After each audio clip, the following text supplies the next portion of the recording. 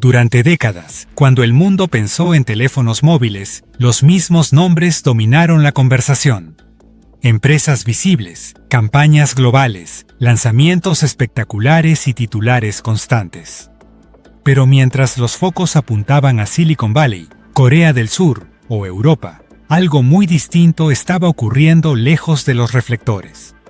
En uno de los mercados más complejos, fragmentados y subestimados del planeta, una empresa china construía silenciosamente uno de los imperios tecnológicos más grandes de la era moderna. Sin anuncios grandilocuentes, sin protagonismo mediático, sin convertirse en una marca aspiracional global. África, un continente que durante años fue visto por muchas multinacionales como un mercado secundario, difícil o simplemente demasiado complejo. Pero también un continente con una de las poblaciones más jóvenes del mundo, con una rápida adopción tecnológica y con una necesidad urgente de soluciones prácticas, no lujos innecesarios. Mientras muchos fabricantes vendían en África los mismos teléfonos que ofrecían en Europa o Asia, esta empresa hizo algo radicalmente distinto. Observó, escuchó, se adaptó. Sobre todo, entendió algo que el mercado financiero global suele olvidar: el verdadero crecimiento no siempre ocurre donde todos están mirando. Hoy, cientos de millones de personas utilizan teléfonos fabricados por esta compañía. Sus marcas dominan múltiples países. Su red de distribución llega a zonas donde las grandes corporaciones nunca lograron entrar. Y, aún así, fuera del continente africano, su nombre sigue siendo prácticamente desconocido. Incluso dentro de China, durante años, pocos parecían darse cuenta de lo que estaba ocurriendo. Esta no es solo una historia sobre teléfonos móviles. Es una lección sobre estrategia, sobre visión a largo plazo y sobre cómo los imperios modernos no siempre nacen en los mercados más ricos, sino en aquellos que otros decidieron ignorar. En un mundo obsesionado con la innovación visible, esta empresa apostó por algo más silencioso, pero igual de poderoso: comprender la realidad cotidiana de millones de personas. Esta es la historia del imperio chino de teléfonos, que creció en silencio en África. Todo imperio, incluso los más silenciosos, comienza con una decisión que va en contra de la corriente. En este caso, la historia inicia con un hombre que nunca buscó protagonismo.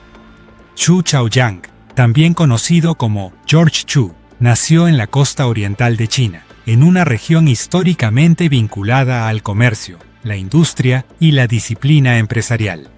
No provenía del mundo de las finanzas globales, ni de la alta tecnología de laboratorio. Su formación fue técnica, enfocada en ingeniería mecánica y eléctrica, y su entrada al sector de la telefonía fue desde el terreno más duro: las ventas. Durante los años de expansión del mercado chino de teléfonos móviles, Chu trabajó para uno de los primeros fabricantes locales que logró competir con marcas internacionales. Desde esa posición, recorrió decenas de países vendiendo dispositivos en mercados muy distintos entre sí. Esa experiencia le permitió ver dos realidades al mismo tiempo. Por un lado, el mercado chino, intensamente competitivo, saturado de fabricantes, con márgenes cada vez más reducidos y una guerra de precios que destruía empresas tan rápido como las creaba. Por otro lado, el resto del mundo. Mercados con baja penetración tecnológica, necesidades claras y una demanda real que aún no estaba siendo atendida de manera seria. A mediados de la década de los 2000, la industria china de teléfonos entró en una fase de sobreproducción. Demasiadas marcas, demasiados modelos, muy poca diferenciación. Muchas empresas apostaron por sobrevivir bajando precios sin control, sacrificando calidad y reputación. El resultado fue una pérdida generalizada de confianza en los fabricantes chinos dentro y fuera del país. Fue en ese contexto cuando Chu tomó una decisión clave. En lugar de seguir luchando en un mercado doméstico asfixiante, optó por salir. No hacia los mercados desarrollados, donde la competencia era todavía más feroz, sino hacia un territorio que pocos consideraban estratégico en ese momento. Esa decisión no fue impulsiva. Fue el resultado de años de observación directa, de entender cómo funcionaban los mercados emergentes y de reconocer que el verdadero crecimiento no siempre está donde hay más dinero, sino donde hay más necesidad. Así nació la empresa que más tarde se convertiría en uno de los mayores fabricantes de teléfonos móviles del mundo, no por valor de marca, sino por alcance real. Un imperio que no se construiría desde los escaparates, sino desde el terreno. África, el mercado que nadie tomó en serio. Durante muchos años, África fue vista por las grandes corporaciones tecnológicas como un mercado secundario. Demasiado fragmentado, demasiado diverso, demasiado complejo. Para muchos ejecutivos e inversionistas, el continente representaba más riesgo que oportunidad. Sin embargo, esa percepción ignoraba una realidad clave. África no solo era uno de los territorios con menor penetración tecnológica, sino también uno de los que presentaba el mayor potencial de crecimiento a largo plazo. Una población joven, en rápido aumento, con una necesidad creciente de comunicación y servicios digitales básicos. A principios del nuevo milenio, la adopción de la telefonía móvil en África avanzaba a gran velocidad. Las empresas de telecomunicaciones comenzaron a invertir sumas considerables en infraestructura, desplegando redes incluso en países con enormes desafíos logísticos. El modelo de prepago permitió que millones de personas, sin ingresos estables ni acceso bancario tradicional, pudieran incorporarse al mundo móvil. Al mismo tiempo, surgieron innovaciones financieras que cambiaron por completo la dinámica del continente. Servicios de dinero móvil, como el desarrollado por M-Pesa, demostraron que el teléfono no era solo un dispositivo de comunicación, sino una herramienta financiera esencial. Para millones de personas, el teléfono se convirtió en su banco, su billetera y su medio de pago. Aún así, la mayoría de los grandes fabricantes globales no ajustaron su estrategia. Vendían en África los mismos dispositivos diseñados para Europa o Asia. Mismos precios relativos. Mismas funciones. Mismos canales de distribución, concentrados casi exclusivamente en zonas urbanas. El resultado fue un enorme mercado desatendido. Las áreas rurales, que representaban una parte fundamental de la economía informal africana, quedaban fuera del alcance de las grandes marcas. No por falta de demanda, sino por falta de adaptación. Desde una perspectiva financiera, esto creó una anomalía interesante. Un continente con millones de nuevos usuarios potenciales, pero con muy poca competencia real enfocada en entender sus condiciones específicas. Infraestructura eléctrica irregular. Múltiples operadores móviles. Costos de comunicación elevados entre redes. Necesidades prácticas por encima del diseño o el prestigio de marca. Para la mayoría, África era un mercado difícil. Para otros, era un tablero casi vacío. Y es precisamente en ese vacío donde algunas empresas comenzaron a construir ventajas estructurales que, con el tiempo, resultarían casi imposibles de replicar. Productos diseñados para la realidad africana. Mientras muchos fabricantes competían por especificaciones cada vez más sofisticadas, esta empresa china tomó una ruta completamente distinta. En lugar de preguntarse qué podía impresionar al consumidor global, se preguntó algo mucho más simple, y al mismo tiempo, más difícil. ¿Cómo viven realmente las personas que van a usar estos teléfonos? La respuesta cambió por completo su estrategia de producto. Uno de los primeros hallazgos fue el uso simultáneo de múltiples tarjetas de red. En muchos países africanos, la cobertura varía drásticamente según la región y el operador. Cambiar de red no era una preferencia, era una necesidad cotidiana. Los usuarios mantenían varias tarjetas para tener buena señal, tarifas más bajas o promociones específicas. Mientras las grandes marcas ignoraban este comportamiento, la empresa lo convirtió en una ventaja competitiva. introdujo teléfonos con capacidad para varias tarjetas desde un solo dispositivo, una función conocida en China pero prácticamente inexistente en África en ese momento. La adopción fue inmediata. Los inventarios se agotaron rápidamente y el mensaje fue claro. El mercado respondía cuando alguien lo entendía. El segundo gran factor fue la energía. En muchas regiones, el suministro eléctrico es inestable o directamente inexistente. Un teléfono con batería de corta duración no era solo incómodo, era inútil. La compañía respondió con dispositivos de baterías más grandes, optimización de consumo y funciones básicas que priorizaban la autonomía sobre el rendimiento extremo. Desde un punto de vista financiero, esta decisión fue clave. No se trataba de vender el teléfono más avanzado, sino el más confiable.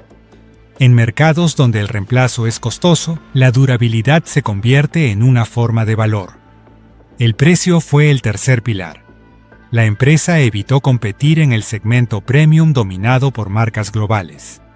En su lugar, construyó un portafolio que cubría desde teléfonos básicos hasta modelos intermedios, manteniendo siempre una relación costo-beneficio atractiva. Esto permitió una expansión masiva del volumen de ventas, incluso sacrificando márgenes unitarios más altos.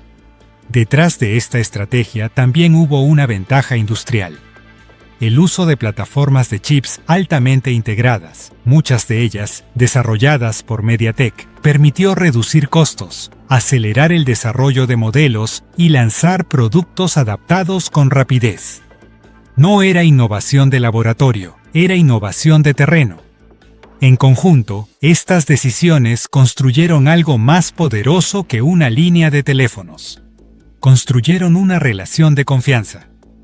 Una sensación de que, por primera vez, alguien estaba diseñando tecnología pensando en la realidad africana, no simplemente exportándola.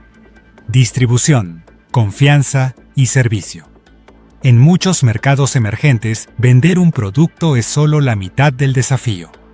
La otra mitad, muchas veces ignorada por los balances financieros, es la confianza. Y en África, esa confianza había sido erosionada durante años. A comienzos del auge de los teléfonos móviles, una ola de dispositivos baratos inundó el continente. Muchos de ellos funcionaban mal, se dañaban rápido, o simplemente no tenían ningún tipo de respaldo. Con el tiempo, la expresión «teléfono chino» se convirtió en sinónimo de baja calidad para millones de consumidores. No era un problema de precio, era un problema de credibilidad. La empresa entendió que, si quería construir un imperio duradero, debía romper con esa percepción desde la raíz. La primera decisión fue la distribución. En lugar de depender únicamente de grandes cadenas urbanas o acuerdos con operadoras, se construyó una red escalonada de agentes locales. Distribuidores nacionales, mayoristas regionales y pequeños comerciantes en pueblos y zonas rurales. Personas que conocían el territorio, hablaban el idioma y entendían las dinámicas de confianza comunitaria. Desde una perspectiva financiera, esta estrategia fue costosa al inicio. Requería inversión en capacitación, logística y supervisión. Pero a largo plazo, creó una barrera de entrada difícil de replicar. Mientras otras marcas competían en vitrinas urbanas, esta empresa llegaba a mercados donde la competencia simplemente no existía. El segundo pilar fue el servicio postventa. En lugar de delegar reparaciones a terceros informales, la compañía creó una red propia de atención técnica bajo una marca independiente llamada Carl Care. Centros dedicados exclusivamente a reparar y dar mantenimiento a sus teléfonos. Para muchos usuarios africanos, esta fue la primera vez que una marca ofrecía un respaldo real. Garantías más largas, tiempos de reparación definidos y la certeza de que el producto no se volvía basura al primer fallo. En algunos países, estos centros fueron los primeros servicios técnicos formales asociados a una sola marca. Este enfoque tuvo un efecto multiplicador. No solo redujo la rotación de clientes, sino que transformó la percepción del producto. el teléfono dejó de verse como un objeto desechable y comenzó a percibirse como una inversión confiable. Finalmente, la empresa apostó por la localización humana. Contrató miles de empleados locales, abrió fábricas y centros de investigación en el continente y redujo al mínimo la visibilidad de su origen extranjero. No se presentaba como una marca que vendía a África, sino como una marca que operaba desde África. En términos estratégicos, esta combinación de distribución profunda, servicio técnico propio y localización real convirtió una debilidad histórica en una ventaja estructural. La confianza, una vez construida, se volvió uno de los activos más valiosos del imperio. El momento clave: cámaras, datos y localización. Hasta este punto, el crecimiento del imperio había sido el resultado de decisiones prácticas. Mejor batería, mejor precio, mejor distribución. Pero hubo un momento específico en el que la empresa dio un salto cualitativo. Un punto de inflexión que transformó su relación con los usuarios y elevó su ventaja competitiva a otro nivel. Ese momento llegó con la cámara. A medida que los teléfonos inteligentes se popularizaban en África, un problema técnico comenzó a hacerse evidente. Los sistemas de reconocimiento facial y exposición, desarrollados principalmente con datos europeos y asiáticos, fallaban al capturar correctamente los rostros de personas con piel más oscura. Las imágenes resultaban mal iluminadas, sin contraste adecuado o con pérdida de detalle. Para muchos fabricantes globales, este problema pasó desapercibido. Para esta empresa, se convirtió en una oportunidad estratégica. En lugar de ignorar la queja, la compañía decidió invertir en datos locales. Sus equipos de investigación comenzaron a recopilar miles de imágenes reales en distintos países africanos. No en estudios controlados, sino en entornos cotidianos. Mercados, calles, reuniones familiares. El objetivo era entrenar algoritmos capaces de reconocer rasgos faciales con precisión, incluso en condiciones de luz difíciles. Este esfuerzo dio origen a una línea de teléfonos enfocada en fotografía frontal, bajo la marca Tecno-Camon. Más allá del marketing, lo relevante fue el resultado. Los usuarios notaron una mejora inmediata. Las fotos se veían naturales. Los tonos de piel eran fieles. La experiencia reflejaba cómo las personas querían verse, no cómo un algoritmo externo interpretaba su imagen. Desde el punto de vista financiero, esta decisión fue significativa. La empresa no estaba compitiendo en megapíxeles o lujo, sino en comprensión cultural. Algo mucho más difícil de copiar. Mientras otros fabricantes ofrecían cámaras más potentes en papel, esta compañía ofrecía cámaras que funcionaban mejor para su público real. El impacto fue profundo. La cámara dejó de ser un accesorio técnico y se convirtió en un símbolo de identidad. Para una población joven, activa en redes sociales y cada vez más conectada, verse bien en una fotografía era tan importante como la duración de la batería. Este enfoque confirmó una lección clave del negocio global. La verdadera innovación no siempre consiste en crear algo nuevo, sino en adaptar lo existente de manera inteligente. En este caso, los datos locales se transformaron en una ventaja estratégica duradera. El despertar de la competencia. Durante muchos años, el crecimiento de este imperio chino ocurrió en relativa calma. África no era una prioridad para la mayoría de los grandes fabricantes globales. Pero en los mercados financieros, el éxito rara vez pasa desapercibido para siempre. A medida que las cifras de ventas crecían y la penetración de teléfonos inteligentes avanzaba, otros actores comenzaron a mirar al continente con nuevos ojos. Empresas chinas más conocidas, con mayor visibilidad internacional y mayores recursos financieros, iniciaron su desembarco de manera agresiva. Fabricantes como Xiaomi y Realme llegaron con un modelo distinto. Teléfonos con especificaciones llamativas, precios ajustados y una estrategia de marketing más directa, apoyada en comunidades digitales y lanzamientos frecuentes. Su objetivo no era solo competir, sino ganar rápidamente cuota de mercado. La diferencia entre estos nuevos competidores y el imperio silencioso era profunda. Mientras unos priorizaban volumen respaldado por márgenes reducidos y otros negocios complementarios, esta empresa dependía casi por completo de la venta de teléfonos. Más de la gran mayoría de sus ingresos provenían del hardware, lo que la hacía más vulnerable a una guerra de precios prolongada. Desde una perspectiva financiera, esto planteó un desafío estructural. Competir contra empresas que podían sostener pérdidas en teléfonos gracias a ingresos provenientes de servicios, plataformas digitales o ecosistemas más amplios no era una tarea sencilla. El mercado africano, que había sido una fortaleza, comenzaba a transformarse en un campo de batalla. La presión no solo venía del precio. También se intensificó la competencia en distribución, publicidad y percepción de marca. Los consumidores africanos, cada vez más informados y conectados, comenzaron a comparar opciones.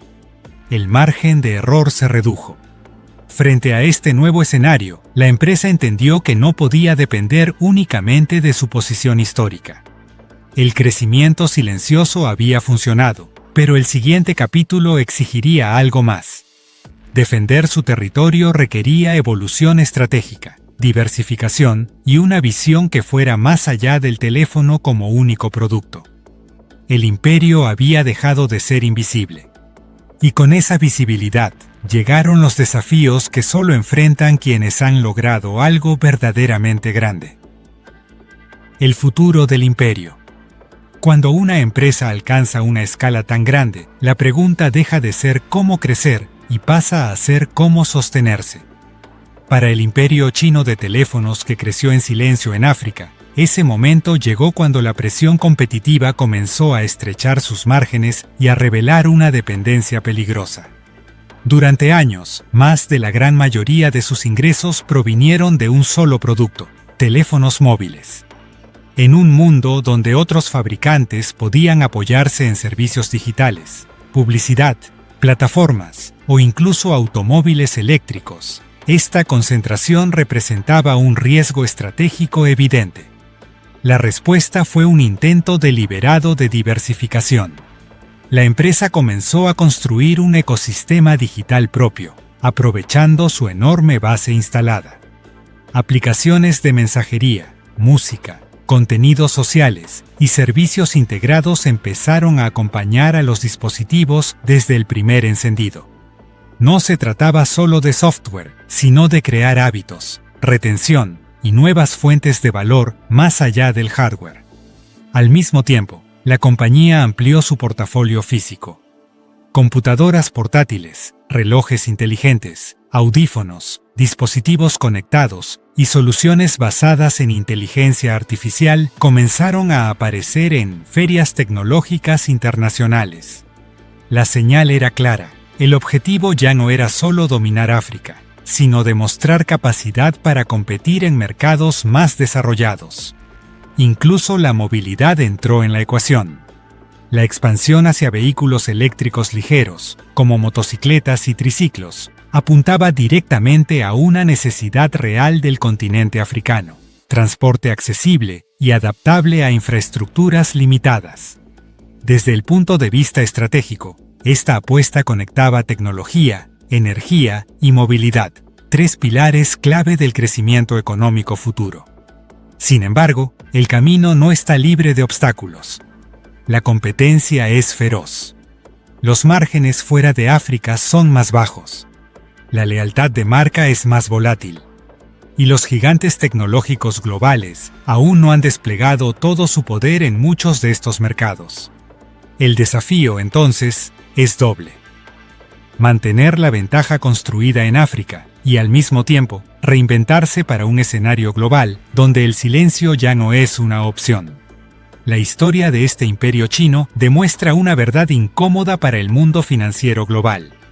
El crecimiento más poderoso no siempre ocurre donde hay más titulares, sino donde hay más comprensión del mercado.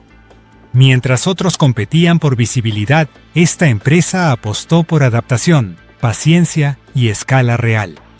África no fue un plan secundario, fue el centro de una estrategia de largo plazo.